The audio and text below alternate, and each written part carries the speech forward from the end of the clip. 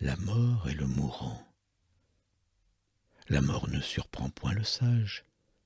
Il est toujours prêt à partir, s'étant su lui-même avertir du temps où l'on se doit résoudre à ce passage.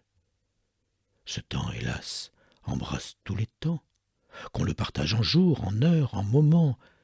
Il n'en est point qu'il ne comprenne dans le fatal tribut. Tous sont de son domaine. Et le premier instant où les enfants des rois ouvrent les yeux à la lumière est celui qui vient quelquefois fermer pour toujours leurs paupières. Défendez-vous par la grandeur, alléguez la beauté, la vertu, la jeunesse. La mort ravit tout sans pudeur. Un jour le monde entier accroîtra sa richesse. Il n'est rien de moins ignoré, et puisqu'il faut que je le dise, rien où l'on soit moins préparé. Un mourant qui comptait plus de 100 ans de vie se plaignit à la mort que précipitamment elle le contraignait de partir tout à l'heure, sans qu'il eût fait son testament. Sans l'avertir au moins, est-il juste qu'on meure au pied levé, dit-il. Attendez quelque peu, ma femme ne veut pas que je parte sans elle. Il me reste à pourvoir un arrière-neveu, souffrez qu'à mon logis j'ajoute encore une aile, que vous êtes pressante, ô déesse cruelle. Vieillard, lui dit la mort, je ne t'ai point surpris. Tu te plains sans raison de mon impatience.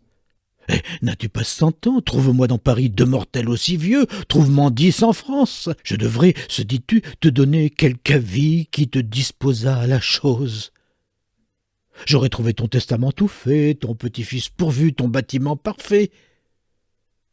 Ne te donna-t-on pas des avis quand la cause du marché et du mouvement, quand les esprits, le sentiment, quand tout faillit en toi, plus de goût, plus d'ouïe, toute chose pour toi semble être évanouie.